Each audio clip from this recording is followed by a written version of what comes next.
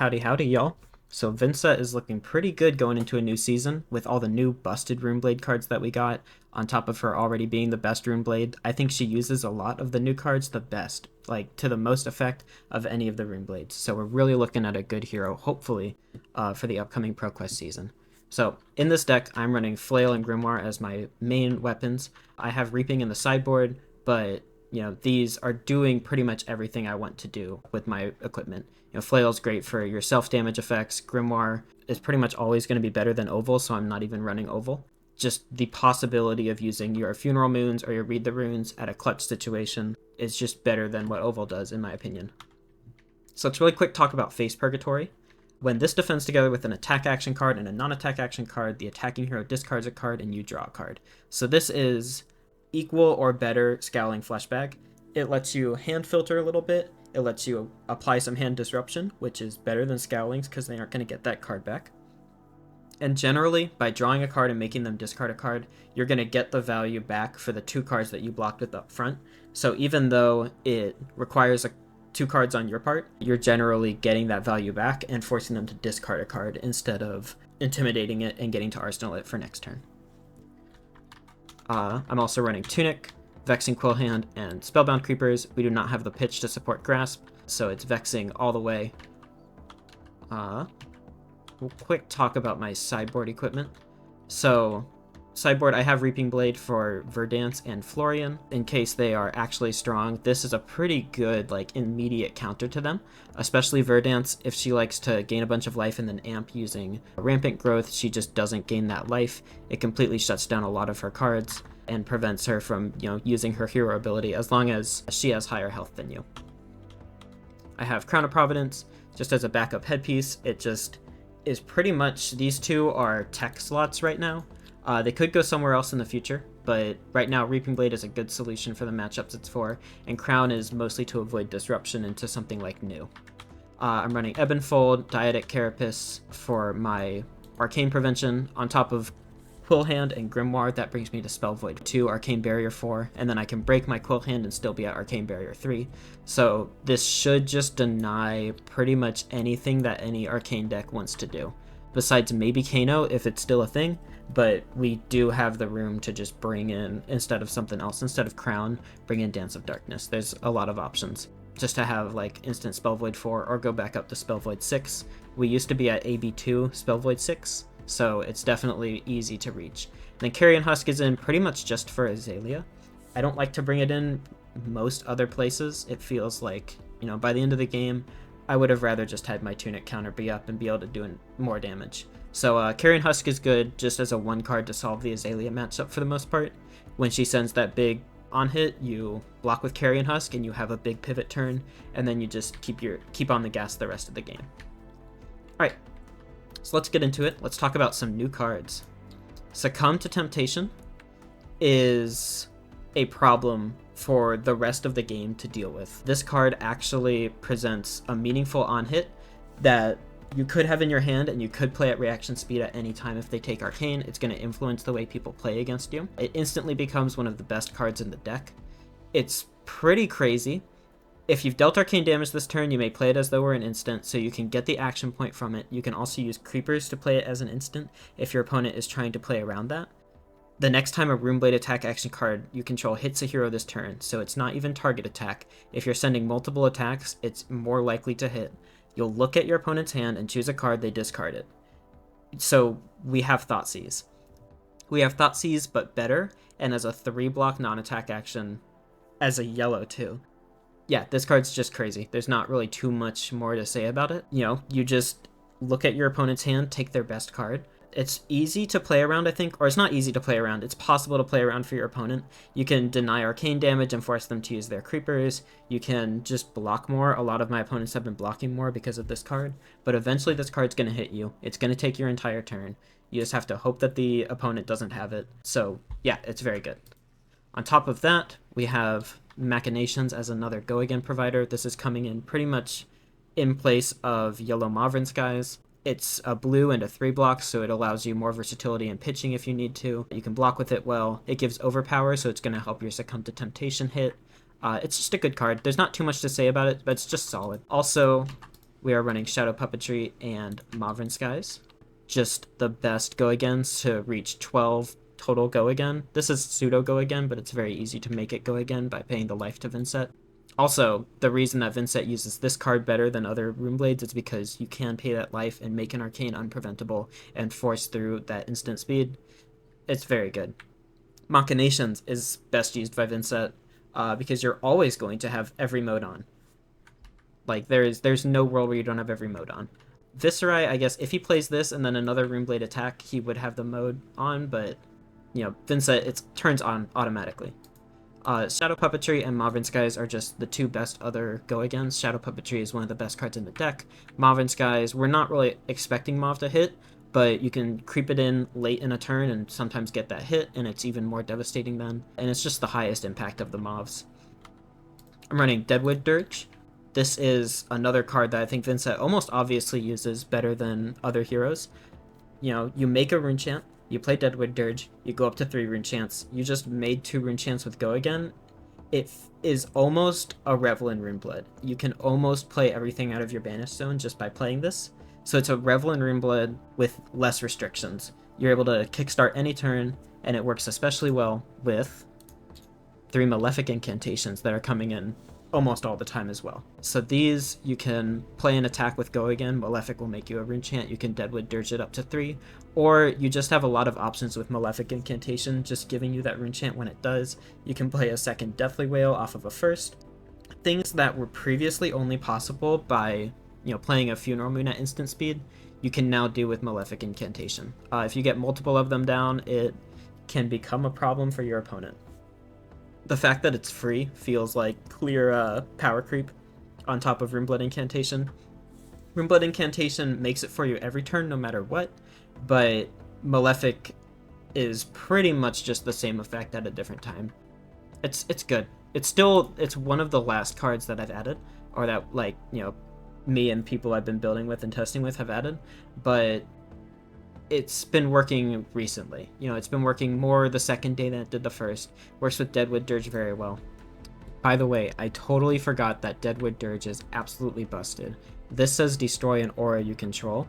You can choose any aura, including the assassin auras like Blood Rot Pox, Inertia, and Frailty, to just say no to your disease and keep playing your game anyways and actually get an extra rune chant off of it.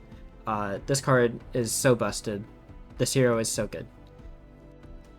Also rune chant generating, we are playing Revel in Runeblood. Just Revel is what Deadwood Dirge is trying to be, or maybe it's the other way around at this point because Revel is just harder to play, but it still opens up your entire Banish Zone and is one of the best cards in your deck. Funeral Moon is your only Banish playable non-attack action, which makes it pretty valuable in the deck, like, to a degree. Also, it works very well with the Eloquence tokens that you can make with Grimoire and from Eloquent Eulogy. All around, just kind of holding the deck together. You can do things that you can't do at other times, like, you know, playing another Deathly Wail after first Deathly Wail is only possible with Funeral Moon, aside from now Malefic. So you already, these are kind of different versions of each other, and these can be different versions of each other. It just kind of creates redundancy in your rune chant generation, which is very good. So going on to Beseech the Demigod is just in as a 3 of. We need shadow non-attack actions almost now more than ever with Succumb to Temptation. This allows you to pay the life so you can make a rune chant unpreventable, and then it pushes a higher damage for your opponent to have to prevent if they want to stop you from hitting with Succumb. That kind of effect that doesn't apply an on-hit for your opponent to definitely want to block, it just makes it harder for them to block if they do want to try to block out a Succumb if they think you have it. Alright, going on to attacks. I have 2 zero-cost attacks, Bounding Demigod and Shadow Averser. Shadow Averser was close to being cut, but as a blue, it just does a lot. It's really good for filling extra cards in your Banish Zone. You know, the zero cost, pretty much I call them zero gates, are valuable to have. Bounding Demigod, you play at the start or the end of your turn, or in the middle sometimes, but generally it's a good starter to, like, then play a Revel in Runeblood after a Mauvrin Skies, or a Machinations of Dominion now, and then you can play whatever rune gate you want after this. It's very easy to start a turn with Bounding. Alright, I'm playing Eloquent Eulogy, of course. This is one of the best rune gates we have. It is always playable with like minimal effort, especially with Malefic Incantation. It has been very easy to play out as kind of a mid attack in the middle of a turn. Or, I mean, you can end your turn with it, but if you're able to play a few attacks, this one's very easy to get out with just the rune chant from Malefic. This makes your Eloquence combos actually worth going for. So we might actually play Oval if we didn't play Eloquent Eulogy. But since we're playing Eloquent Eulogy, we're totally fine with playing Read the Runes and Moon. So we are appreciate having that kind of redundancy on that effect. So yeah, Eloquent Eulogy, very good.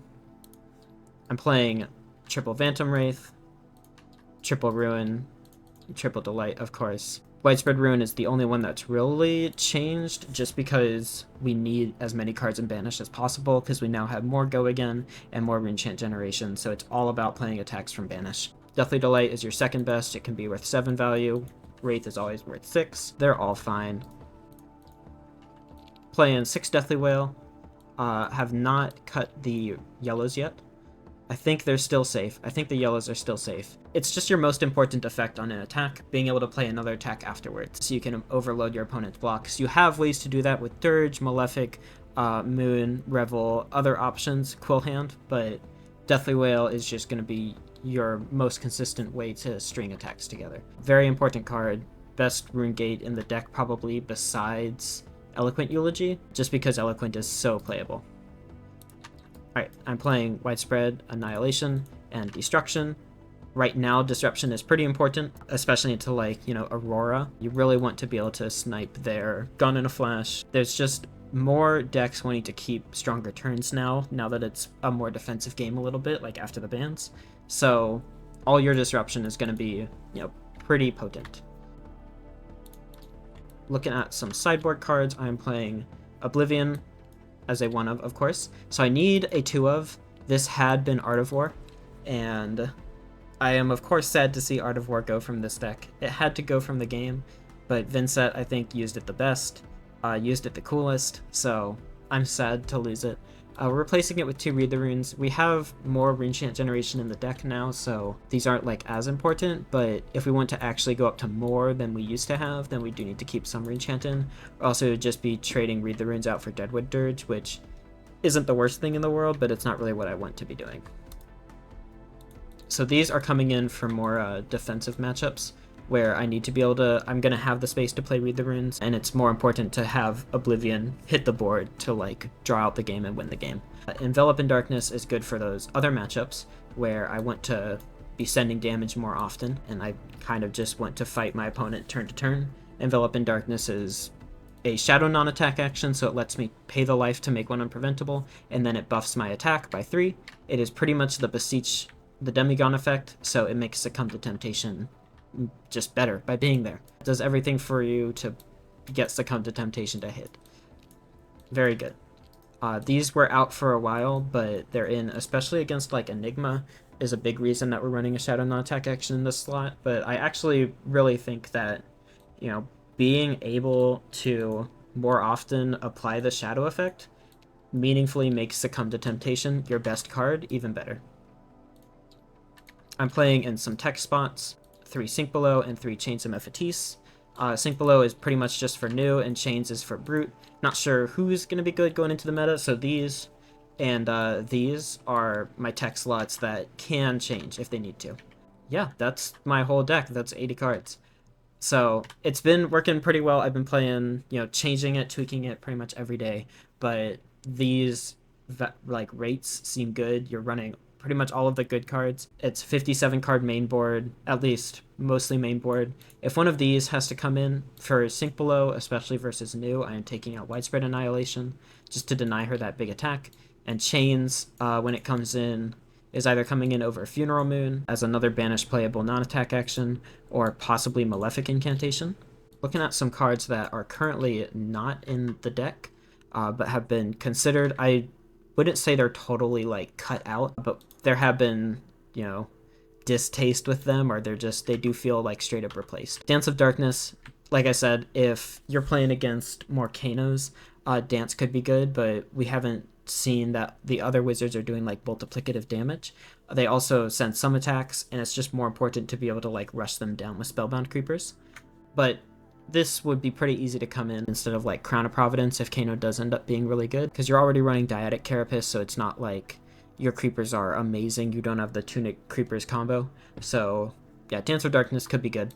Reduce to Runechant is just an alternative to Sink Below. Personally, I am using my defense reactions less for value and more as a utility. If I need a Sink Below, I need to be able to play the Sink Below, so Reduce, making it a little bit harder to play, just doesn't solve that problem for me. I could bring in a third Read the Runes at some point and make Read the Runes a 3 of and cut something else down to a 2 of, or, you know, arrange things differently than they are now. Right now, just Read the Runes without Go Again is pretty much done by Deadwood Dirge. So, you know, bringing this in, it feels like a little bit too much Runechant generation, and Read the Runes is a little bit awkward as far as Runechant generation goes. Blood Tribute was a recent cut, but it was really feeling like the Banish Zone was kind of getting overloaded, which is super weird because it feels like you have more Go Again, you have more Runechant generation, so why does it feel so hard to make use of Blood Tribute? The deciding factor for me is that Blood Tribute makes Face Purgatory almost impossible to use on some turns. Because if you have Blood Tribute in your hand, and you want to block with Face Purgatory, and 2 cards from hand in order to get the effect, you only have 3 possible candidates. And if you have a non-attack action and an attack action, if your last card that you're going to keep is an attack action, then that next card that you draw could just be a dead card for you. It could be another attack action, so you banish the 1, and then you don't have anything else to do with your turn, and you just are left with a dead card. Or it could be a non-attack action, and you just have a merry time. Or the other way around, if that last card in your hand is a non-attack action, then you have to just gamble and try to hope that you draw your attack actions that you can definitely banish on the next turn, like with value. And it could be, and you are doing great, but it could totally just be another non-attack action and you just brick out the next turn. So something that was cutting you down to 3 cards just was not really vibing with me. A lot of times I would want to block with Face Purgatory and I just couldn't. Rimeblood Incantation was pretty much replaced by Malefic Incantation. It also just was awkward to fit into a 60, so it is by the wayside. You know, it's easier to fit cards into 60s than you have a couple tech cards. And then Tear Through the Portal could be the Shadow non-attack action that comes in over Envelop in Darkness to keep our rate up for that, but it feels like a bit too much Go Again. And also it has limited like things that it can hit. It can only give Go Again to red action cards, and we're playing, you know, some yellows and blues. It also just doesn't apply any damage. It removes damage out of the deck if you take out Envelop. So when you're already running 12 Go Again and you have Spellbound Creepers, it's not the most relevant effect. So yeah, that's my whole deck.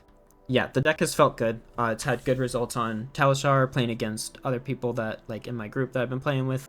After tweaks, after changing playstyle to, like, better fit where the meta's heading, yeah, feels really good. So I'll have a link to it down in the description. Thank you for watching.